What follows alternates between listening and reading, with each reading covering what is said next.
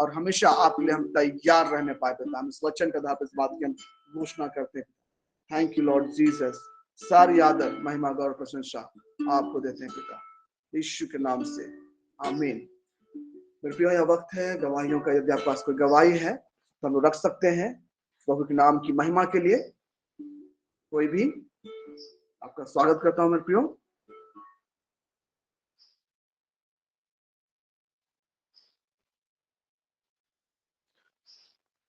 Hello, praise the lord. Yeshu सहाय जय मसीह की। मैं खूंटी से सिलवंती बोल रही हूँ। क्या मेरी आवाज सुनाई पड़ रही है? यस मैम, आपकी आवाज आ रही है। ये संडे की घटना है। यहाँ पर जमीन को लेकर विवाद है हम लोग का। और पहले में 2 भाई हैं मेरा जमीन मालिक लोग, वो लोग मसीह को नहीं जानते हैं। और शुरू में ये लोग हमको दिखाए, दोनों ओर से पापच कड़ी करके रास्ता निकाल दिए। आज उसका बेटा मुकर गया, बोल रहा है कि हम दिए हैं 2 फुट और एक भी रास्ता नहीं दिया है हम लोग को, और हम लोग को 3.5 फीट में ही चलने के लिए बोल रहा है। और पढ़ा लोग भी उसका हाँ में हाँ मिलाया। और आज ऐसा लग रहा है कि मेरा हाथ से सब कुछ निकल गया, लेकिन परमेश्वर उतना भारी भीड़ में हमको दृढ़ किया, स्थिर रखा है और आगे भी रखेगा। मेरा मन विचलित नहीं हुआ और परमेश्वर ने हमारे लिए उस संकट की घड़ी में भी वो मेरा साथ नहीं छोड़ा। रास्ता तो नहीं निकला, लेकिन प्रभु मुझे वहां पर खड़ा किया। इसके लिए मैं प्रभु को धन्यवाद देती हूँ।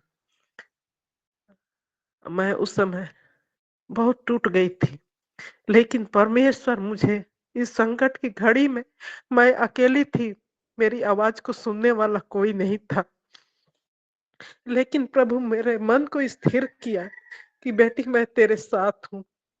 और वो लोग तो अपना काम करके चले गए और साफ स्पष्ट दिख रहा था कि उन्होंने पैसा लेकर कारोबार किया है।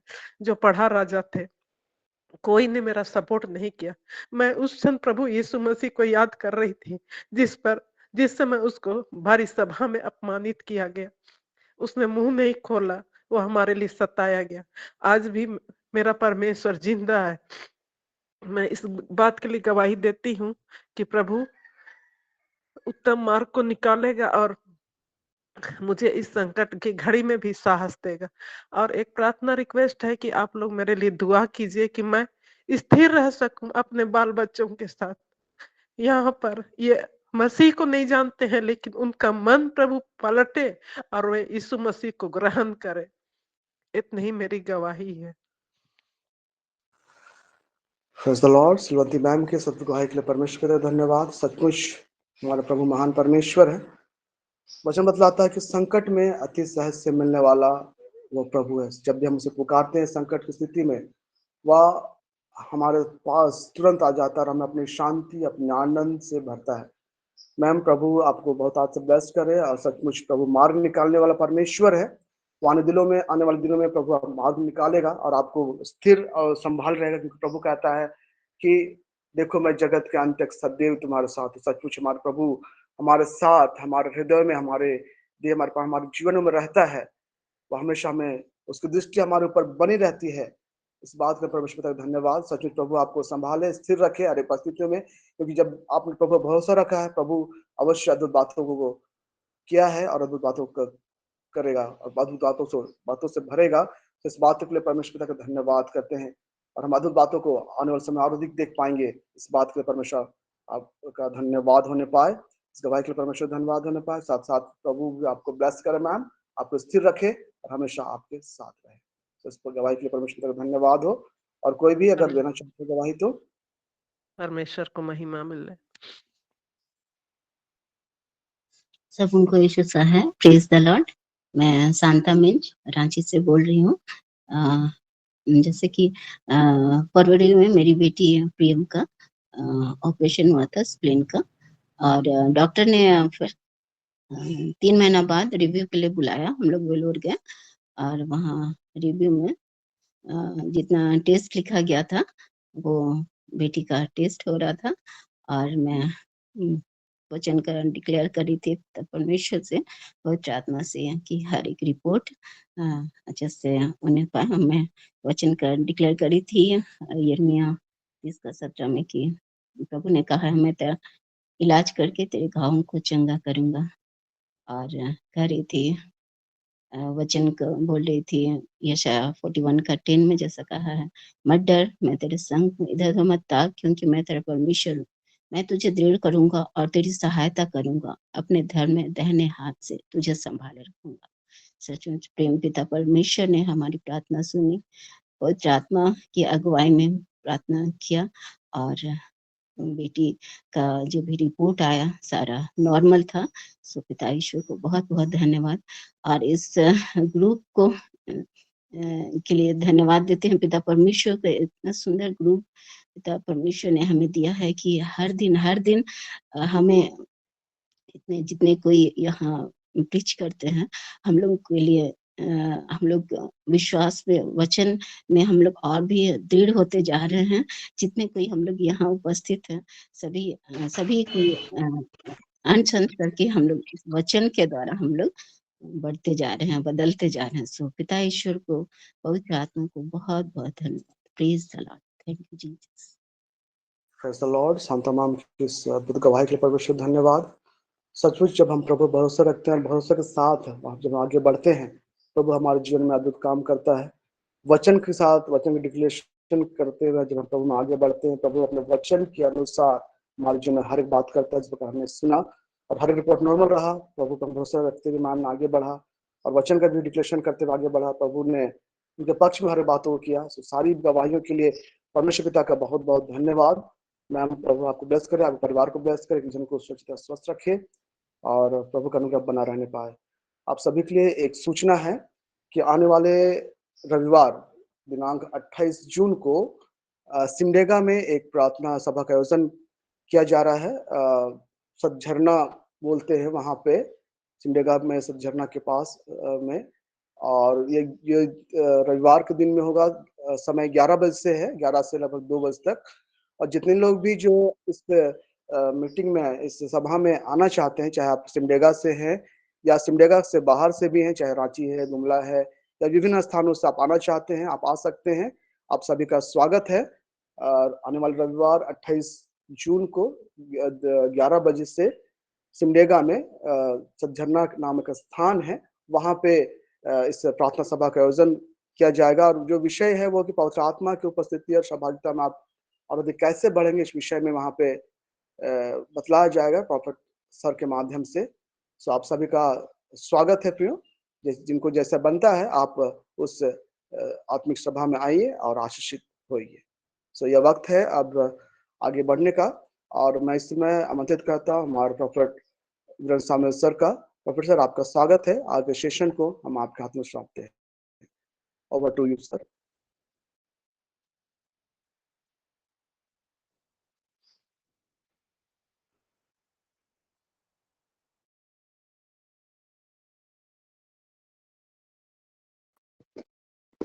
प्रेज द लॉर्ड सभी को।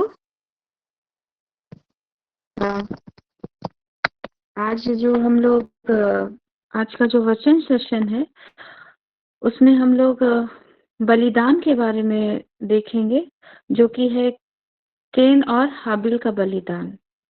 और पहले वचन स्टार्ट करने से पहले आइए हम लोग छोटी सी प्रार्थना करेंगे। प्रेमी अब्बा पिता, हम आपके अनुग्रह के सिंहासन के निकट आते हैं डैडी गॉड, और अपने आप को समर्पित करते हैं। प्रेमी पिता, जब हम आज के वचन को सुनने के लिए पिता अपने आँखों को, अपने कानों को, अपने हृदय को आपके समक्ष लाते हैं पिता, हमें शुद्ध हृदय और शुद्ध मन दीजिए पिता, कि आपके वचन रूपी बीज को हम अपने हृदय में ग्रहण करने पाए, और सिर्फ हम सुनने वाले नहीं पिता, बल्कि उस पर चलने वाले भी बनने पाए। हाँ पिता, पवित्र आत्मा की सहायता से अनुग्रह दीजिए पिता, कि हम पवित्र आत्मा की सहायता से पिता वचनों का पालन कर पाए और बहुत आयत से पिता आपके आशीष के सहभागी बनते जाए। प्रार्थना यीशु के नाम में मांगते, सुनिए सर, राज में ग्रहण कर लीजिए। आमीन। आज जो हमारा टॉपिक है, जैसे मैंने पहले कहा, कैन और हाबिल का बलिदान। ये हम लोग उत्पत्ति के चैप्टर 4 पद संख्याएं 1 से लेकर 5 में देखते हैं। कैन और हाबिल।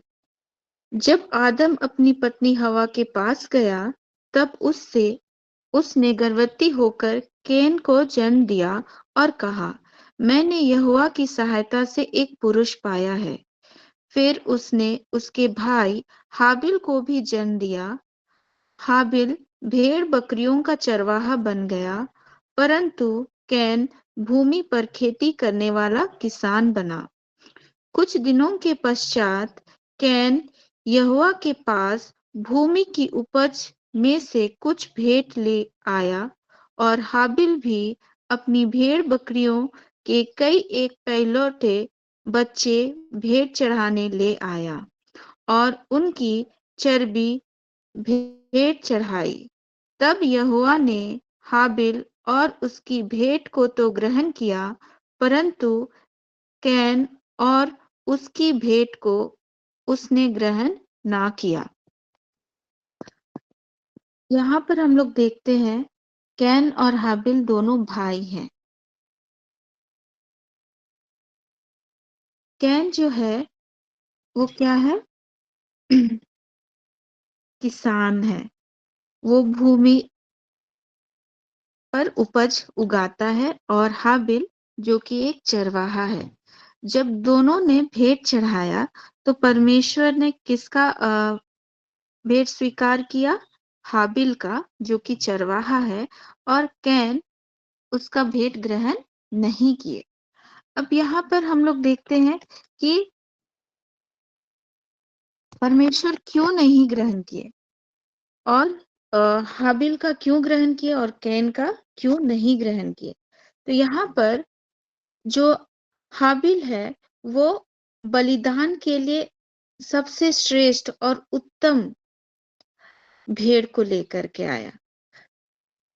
हाबिल का बलिदान इसलिए उत्तम था क्योंकि उसने अपने सबसे श्रेष्ठ और पहला हिस्सा और जानवर जो चर्बी से भरपूर था, उसको पूरे विश्वास और प्रेम के साथ परमेश्वर को अर्पित की। बल्कि इसके विपरीत जो कैन है, उसने केवल अपनी बची खुची या सामान्य फसल को अर्पित की थी। तो ये यहाँ पर हम लोग देख रहे हैं, दोनों के बलिदानों में डिफरेंस देख रहे हैं। तो यहाँ पर अगर स्वीकार करने का मुख्य कारण क्या हो सकता है, जो हाबिल का बलिदान एक्सेप्ट किया गया और कैन का नहीं।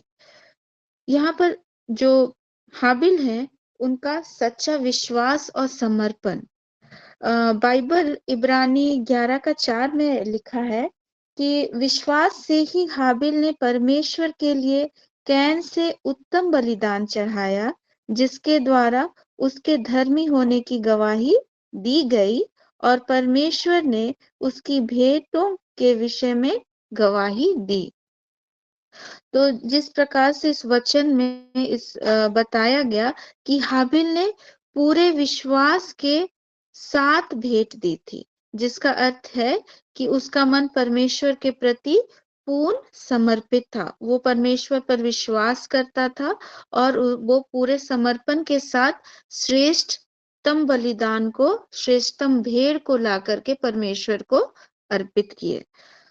दूसरा पॉइंट हम लोग देख सकते हैं, क्यों हाबिल का बलिदान एक्सेप्ट हुआ। वो पहलौठा और सबसे उत्तम भेड़ को लेकर के आए। हाबिल ने अपने भेड़ बकरियों के पहले बच्चे और उनके चर्बीदार हिस्से चढ़ाए। उसने परमेश्वर को अपने सबसे बेहतरीन और अनमोल हिस्से दिए। तो जो कैन था वो क्या दे रहा था? सामान्य बचा खुचा जो भी फसल उसको दिख पड़ा, वो उसको उठाया और जाकर के परमेश्वर को दिए। लेकिन हाबिल यहाँ पर पहलौठा और सबसे उत्तम भेड़ बकरी को चढ़ाए। तीसरा पॉइंट हम लोग देख सकते हैं, क्यों हाबिल का बलिदान एक्सेप्ट हुआ। वो था धार्मिक दृष्टिकोण। हाबिल की नियत और हृदय शुद्ध थे, मतलब कि उसका हृदय शुद्ध था। उसकी भेंट मात्र रस्म के लिए नहीं, बल्कि परमेश्वर के प्रति उसके सच्चे प्रेम और आदर का प्रमाण थी। तो वो बहुत ही प्रेमी, सच्चे मन से, सच्चे शुद्ध हृदय से, सच्चे प्रेम से और आदर से परमेश्वर के पास अपने भेंट को चढ़ाया। इस वजह से हाबिल का बलिदान एक्सेप्ट हुआ। तो यहाँ पर हम लोग क्या देखते हैं कि हमारा जो बलिदान है, यहाँ पर जो बलिदान है हाबिल का और कैन के विषय में जो बताया गया है, जिसे हमने पढ़ा, वहां पर समस्या केवल भेंट की वस्तुओं में नहीं है, बल्कि चढ़ाने वाले व्यक्ति के हृदय और उसके दृष्टिकोण में निहित थी।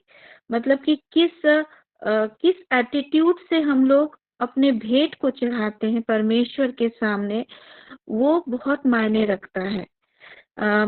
अगर हम लोग देखें तो हाबिल विश्वास से उत्तम भेंट चढ़ाई, जबकि कैन ने भेंट को संभवतः उसका अनिच्छा पूर्वक और स्वार्थवश, मतलब वो कुछ भी चढ़ा दिया, उतना इच्छा नहीं था, पर भी एक रस्म की तरह पे चढ़ाया। तो वो डिफरेंस हम लोग दोनों भाइयों के बलिदान में हम लोग देख पाते हैं। तो यहाँ पर जो कैन और हाबिल का बलिदान है, उससे हम लोग क्या सीखते हैं प्रेजेंट कॉन्टेक्स्ट में। मतलब अभी हमारे जीवन में, दिनचर्या में हम लोग किस प्रकार से बलिदान के विषय में जान सकते हैं, या कैसे हम लोग समझ सकते हैं कि हमारे जीवन के द्वारा वो कैन का बलिदान है या फिर हाबिल का बलिदान। अगर हम लोग देखें, हम लोग किस प्रकार से परमेश्वर को अभी के समय में, प्रेजेंट समय में भेंट चढ़ा सकते हैं समय को लेकर के। क्या हम परमेश्वर को किस प्रकार समय देते हैं? कहीं हम दुनिया की भाग दौड़ में ऐसे तो फंस नहीं जाते हैं कि जो बचा खुचा समय रहता है, थक जाते हैं, उसके बाद थोड़ा सा 5 मिनट 10 मिनट हम लोग प्रार्थना कर लिए और हो गया। तो वो किस प्रकार का बलिदान होगा? वो कैन की तरह बलिदान होगा, जो हम अपने जीवन के द्वारा परमेश्वर को अर्पित करेंगे। लेकिन अगर हम अब परमेश्वर के लिए समय निकालते हैं, श्रेष्ठतम समय कैसे निकाल सकते हैं? जब हम लोग सुबह उठते हैं, अलार्म लगाते हैं, उठते हैं और उस समय हम लोग प्रार्थना करते हैं। सबसे पहले परमेश्वर को पुकारते हैं, वर्शिप करते हैं या बाइबल रीडिंग करते हैं, जो भी समय हमारे दिनचर्या में निकलता है। लेकिन सर्वप्रथम समय किसको देते हैं? परमेश्वर को देते हैं। अगर हम 5 बजे उठते हैं तो 5 से 5:30 सबसे पहले स्थान परमेश्वर को, उसकी आराधना, उसकी स्तुति, और जो भी समय रहता है उसमें थोड़ा सा बाइबल रीडिंग करके जब हम लोग उसको अपना समय का बलिदान चढ़ाते हैं, तो वो होता है हाबिल का बलिदान। उसी तरीके से हम लोग दान के विषय में भी देख सकते हैं, जिसके विषय में हम लोग को बाइबल बताती है। दान हम लोग विभिन्न प्रकार से देते हैं, लेकिन हम लोग कुछ ऐसे पॉइंट्स देखेंगे जिसके तहत हम लोग को दान देना चाहिए। पहला है कि हमें खुशी और स्वेच्छा से दान देनी चाहिए। ये हमको बाइबल सिखाती है। जैसे दबाव या हमें इच्छा नहीं है, पर भी हम लोग दान देते हैं, तो वो परमेश्वर के लिए ग्रहण योग्य नहीं होता है। हम लोग पूरी इच्छा और खुशी से दान देना चाहिए। जैसे सेकंड कुरिन्थी 9:7 में कहता है कि हर एक जन जैसा अपने मन में ठाने वैसा ही दान करे, ना शौक से और ना दबाव से, क्योंकि परमेश्वर हर्ष से देने वालों से प्रेम रखता है। तो हम लोग जब खुशी से और पूरी इच्छा से दान देते हैं, तो वो परमेश्वर को बहुत अच्छा लगता है। दूसरा है, हमें गुप्त रीति से दान देना चाहिए। जो भी दान हम लोग देते हैं, ये हम लोग पैसों के बारे में बात करें, जो हम लोग चढ़ावा देते हैं, वो गुप्त रीति से देना चाहिए। दान दिखावे के लिए नहीं, बल्कि निस्वार्थ भाव से किया जाना चाहिए।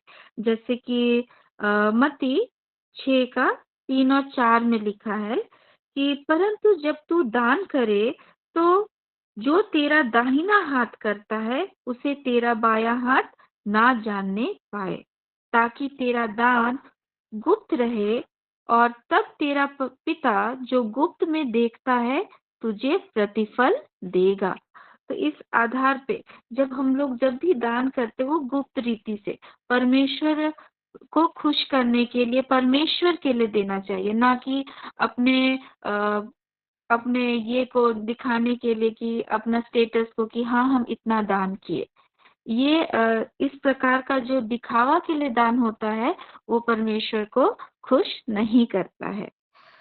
तीसरा हम लोग देख सकते हैं, जो हम लोग दान दे सकते हैं जरूरतमंदों की सहायता करने के लिए। जब हम लोग दूसरों की मदद करते हैं तो कहा जाता है हम लोग स्वयं परमेश्वर को देने के समान माना जाता है। जब हम लोग दूसरे को जब मदद करते हैं तो हम परमेश्वर को मदद कर रहे हैं, परमेश्वर को दे रहे हैं, ये इसके समान ये माना गया है। क्योंकि नीति वचन 19 का 17 में भी कहता है कि जो दीन दरिद्र पर दया करता है वह यहोवा को उधार देता है और वह उसके इस काम का बदला उसको देगा। जब हम लोग किसी की हेल्प करते हैं, शुद्ध हृदय से करते हैं, तो वो परमेश्वर उसके बदले में भी हमें भी वो आशीष देते हैं। चौथा है बोने और काटने का नियम। हम लोग जितनी उदारता से देते हैं, मतलब जितना खुले मन से देते हैं और प्रेम के साथ दूसरों की भलाई करते हैं, तो परमेश्वर उसी अनुपात में हमें भी आशीषों से परिपूर्ण करते हैं। तो यहाँ पर उसके विषय में जो वचन लिखा हुआ है वो है 2 कुरिन्थी 9 का 6 में। बात तो यह है कि जो थोड़ा बोता है वह थोड़ा काटेगा और जो बहुत बोता है वो बहुत काटेगा। और इसके कंटेक्स्ट में और एक वचन बोलता है, जो जिस नाप से देता है उसी नाप से उसे भी दिया जाएगा। तो यहाँ पर हम लोग देखते हैं कि जब हम लोग उदारता पूर्वक बिना कुड़कुड़ाए जब हम लोग दान देते हैं तो वो परमेश्वर को अच्छा और भला लगता है। और चौथा है कि पांचवा है कि लेने से अधिक देने में धन्यता होती है। प्रभु यीशु मसीह स्वयं हमें सिखाते हैं कि जब हम दूसरों को जो देते हैं, आनंद से देते हैं, और तो वो हमें उसके बदले में आशीष देते हैं। क्योंकि प्रेरितों के काम वचन 20 अध्याय 35 में कहता है कि लेने वालों से देने वाला अधिक धन्य होता है। तो इस प्रकार से हम लोग बाइबल में जो दान के विषय में कहा गया है, हम लोग दान दे सकते हैं और परमेश्वर की इच्छा को इन वचनों के द्वारा कि हम लोग किस प्रकार से हमें दान देना चाहिए वो हम लोग देख पाते हैं बाइबल के वचनों के द्वारा। और इसी रिलेटेड हम लोग एक दृष्टांत जो परमेश्वर हम लोग को बाइबल रचित सुसमाचार, मरकुस रचित सुसमाचार अध्याय 12 पद संख्या 41 से 44 में जो बतलाते हैं वो है विधवा, गरीब विधवा का या कंगाल विधवा का दान के विषय में बताते हैं। तो यहाँ पर भी हम लोग बलिदान के विषय में सीख सकते हैं, जहाँ पर लिखा है हम लोग पढ़ेंगे, कंगाल विधवा का दान। वह मंदिर के भंडार के सामने बैठकर देख रहा था कि लोग मंदिर के भंडार में किस प्रकार पैसे डालते हैं, और बहुत से धनवानों ने बहुत कुछ डाला। इतने में एक कंगाल विधवा ने आकर 2 दमड़ियां जो एक धकेले के बराबर होती है डाली। तब उसने अपने चेलों को पास बुलाकर उनसे कहा, मैं तुमसे सच कहता हूँ कि मंदिर के भंडार में डालने वालों में से इस कंगाल विधवा ने सबसे बढ़कर डाला है, क्योंकि सब ने अपने धन की बढ़ती में से डाला है, परंतु इसने अपनी घटी में से जो कुछ उसका था, अर्थात अपनी सारी जीविका डाल दी है। तो यहाँ पर हम इस कंगाल विधवा के दृष्टिकोण को देखते हैं, उसके हृदय को देखते हैं। वो परमेश्वर के प्रति वो अपना सब कुछ निछावर कर देती है।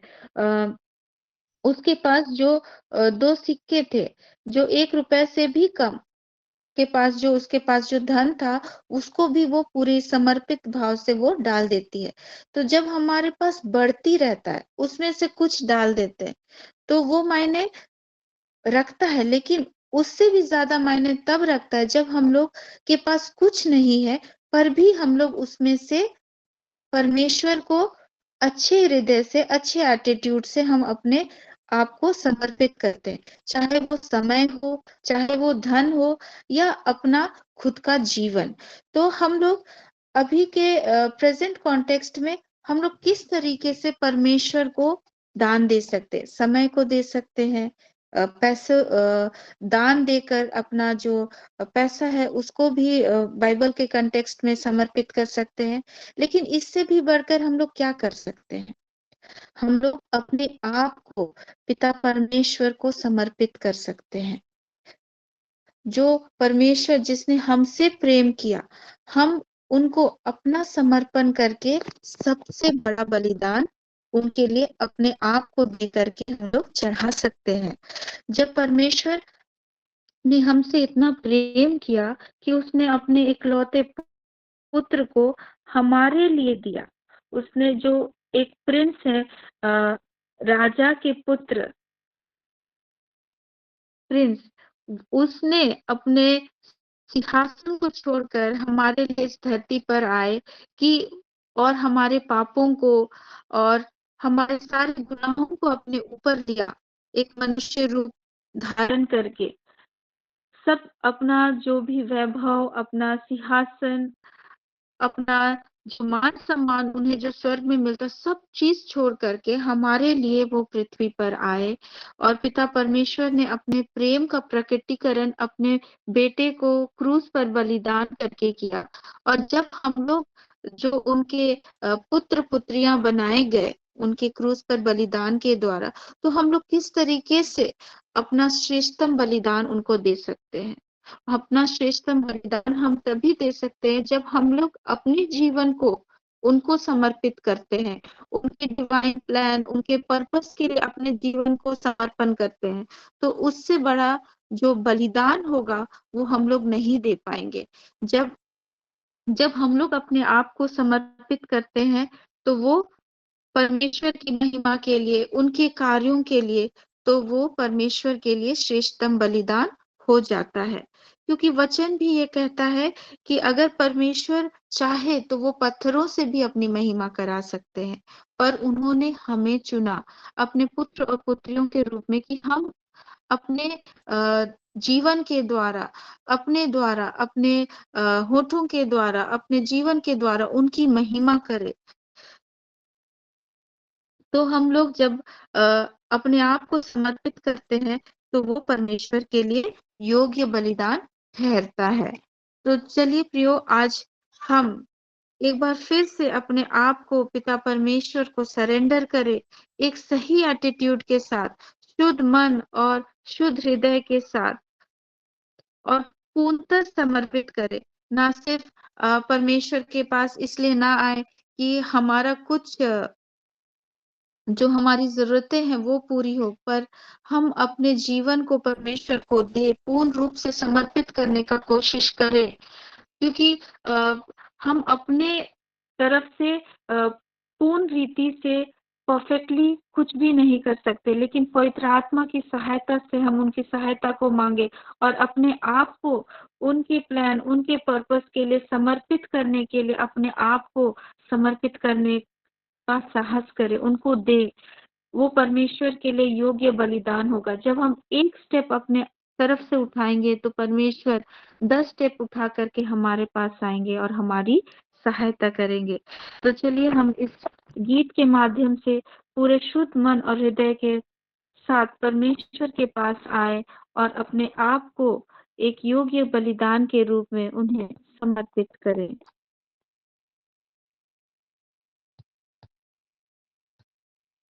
यीशु को मैं सब कुछ देता, सब कुछ करता हूँ कुर्बान। जीऊंगा मैं रोज मसीह में, उस पर रखूंगा ईमान। सब मैं देता हूँ, सब मैं देता हूँ, तुझी को मुबारक मुझी, सब मैं देता हूँ, सब मैं देता हूँ, सब मैं देता हूँ, सब मैं देता हूँ, सब मैं देता हूँ, तुझी को मुबारक मुझी, सब मैं देता हूँ। यीशु को मैं सब कुछ देता, झुकता तेरे कदमों पर, छोड़ता सारी दुनियादारी, मुझे ले और अपना कर।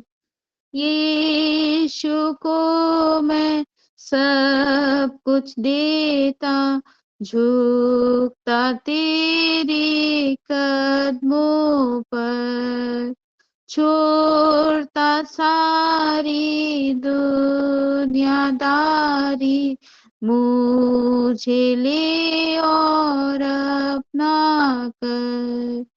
सब मैं देता हूँ, सब मैं देता हूँ, तुझी को मुबारक मुझी, सब मैं देता हूँ। यीशु को मैं सब कुछ देता, सब कुछ करता हूँ कुर्बान। जीऊंगा मैं रोज मसीह में, उस पर रखूंगा ईमान। सब मैं देता हूँ,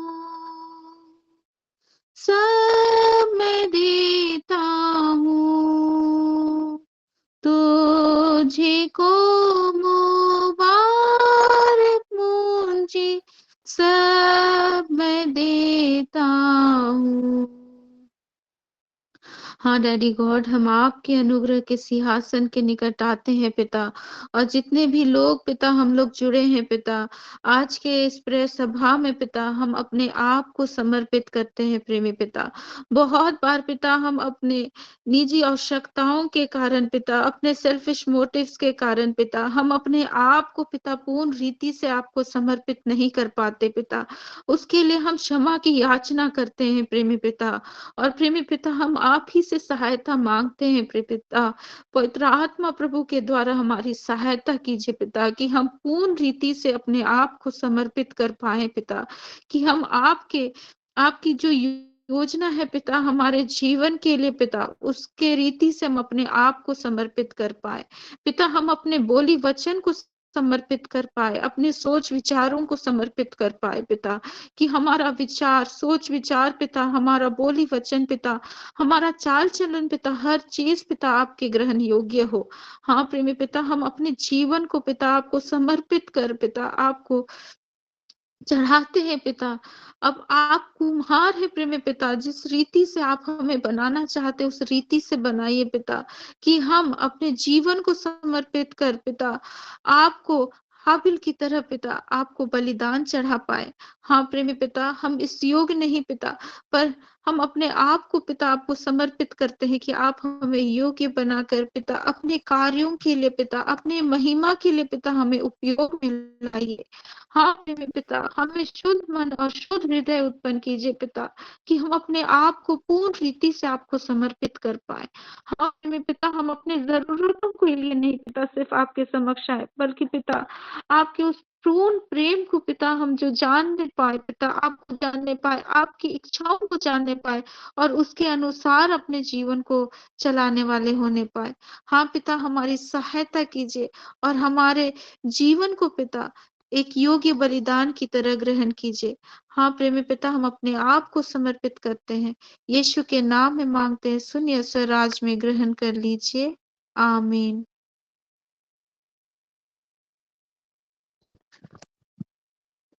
अभी हम लोग अंतिम आशीष के सेशन में जाएंगे और इसके लिए हम लोग आदरणीय फादर सेबेस्टियन को आमंत्रित करते हैं। फादर, आपके आशीष वचन से हमें अनुग्रहित करने की कृपा कीजिए। Over to you father.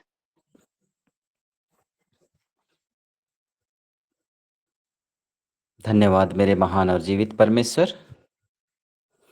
अद्भुत शिक्षा, अद्भुत बातों को आपने हमारे बीच में अपने चुनी हुई बेटी के द्वारा समर्पित किया है। और वही प्रभु यीशु हम सबों से बहुत प्रेम करते हुए कहते हैं, मैं बलिदान नहीं लेकिन दया चाहता हूँ।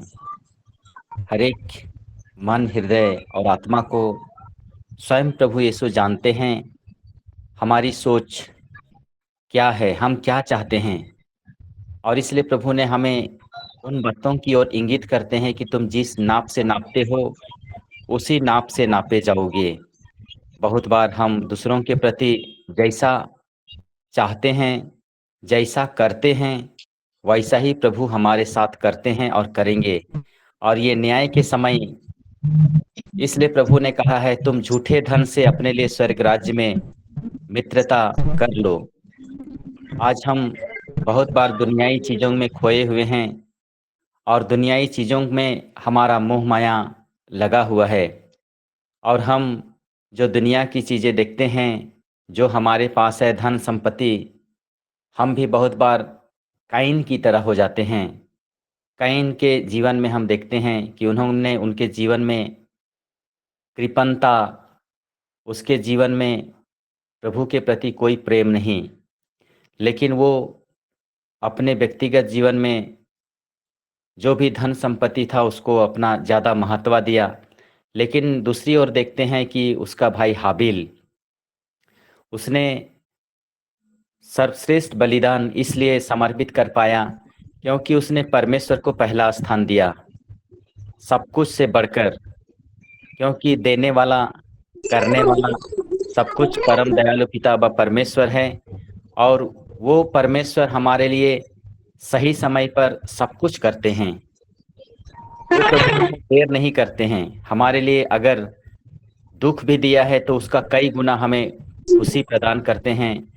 हमारे जीवन के लिए अगर वो आशीर्वाद देते हैं तो थोड़ा ही आशीर्वाद सब कुछ है। इसलिए आइए हम प्रभु के आशीर्वाद के लिए बाट जो हैं, और वो आशीर्वाद केवल हम दे करके नहीं, लेकिन किस तरह से हमारा रिश्ता है, किस तरह से हम प्रभु के साथ जुड़े हुए हैं, किस तरह से हमारा मन, विचार और आत्मा है। अगर हम जो चाहते हैं, अगर ईश्वर को भाता है, ईश्वर को अच्छा है, ईश्वर को अच्छा लगता है, तो उसके अनुरूप हमें परमेश्वर आशीर्वाद देते हैं। धन्यवाद के साथ में इन वचनों को जब आज हम सुने हैं, अद्भुत बातों को, कि किस तरह से हम स्वेच्छा से अपने जीवन को समर्पित किए हैं या जबरदस्त किसी के कहने पर, किस तरह हम दूसरे लोगों की चिंता करते हैं कुछ देने में, कि केवल हम पाना चाहते हैं।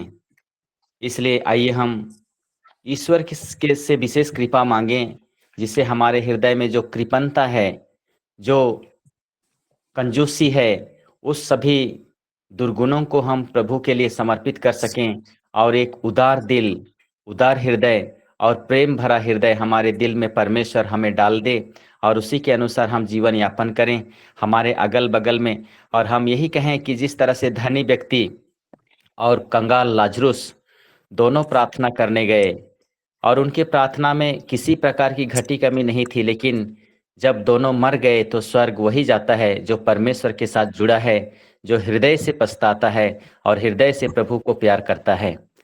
हमारे पास सब कुछ होकर के भी अगर हम अपने जीवन को गंवा दें, अपनी आत्मा को गंवा दें, तो प्रभु कहते हैं कि मनुष्य को इससे क्या लाभ यदि वह सारा संसार प्राप्त कर ले लेकिन अपनी आत्मा को गंवा दे। हमें ये दुनिया में कुछ नहीं बचाना है, लेकिन हमें आत्मा बचाना है। और वो केवल हम व्यक्तिगत अपनी चिंता ना करें, लेकिन हमें कई लोगों की आत्मा बचाने के लिए परमेश्वर ने इस दुनिया में, इस संसार में जीवन दिया है। और हम जब तक जीवित हैं हम भलाई करते रहें और एक दूसरे की मदद करते रहें, और उसी में हम आत्माओं को प्रभु के सामने ला सकते हैं और उसी का इनाम और परिणाम परमेश्वर हमें प्रदान करते हैं। तो आइए हम धन्यवाद के साथ में, बड़े आदर के साथ में, हम जो भी सुने हैं, सीखे हैं, उससे कई गुना अधिक हमें समझने की जरूरत है। पग पग में, कदम कदम में अपने जीवन में हम बढ़ते जाएं और लोगों के लिए हम कार्य करें। महान और जीवित परमेश्वर, तूने अद्भुत समय दिया है और अद्भुत इस प्लेटफॉर्म में हम सबों को शिक्षा प्रदान किया है। सब कुछ के लिए हम धन्यवाद देते हैं। सारा आदर महिमा समर्पित करते हुए हमारे छोटे जीवन को आपके पवित्र चरणों में समर्पित करते हैं। हमारे पास जो कुछ भी है पिता, सब कुछ तूने हमें प्रदान किया है। बड़े धन्यवाद के साथ में, आदर के साथ में हम आपका आशीर्वाद ग्रहण करें। प्रभु के नाम में ही हमारा कल्याण है। उसी ने स्वर्ग को बनाया है। प्रभु आप लोगों के साथ हो। सर्वशक्तिमान पिता परमेश्वर, पिता, पुत्र और पवित्र आत्मा का आशीर्वाद हम सबों पर उतरे और सदा सर्वदा बना रहे। आमीन।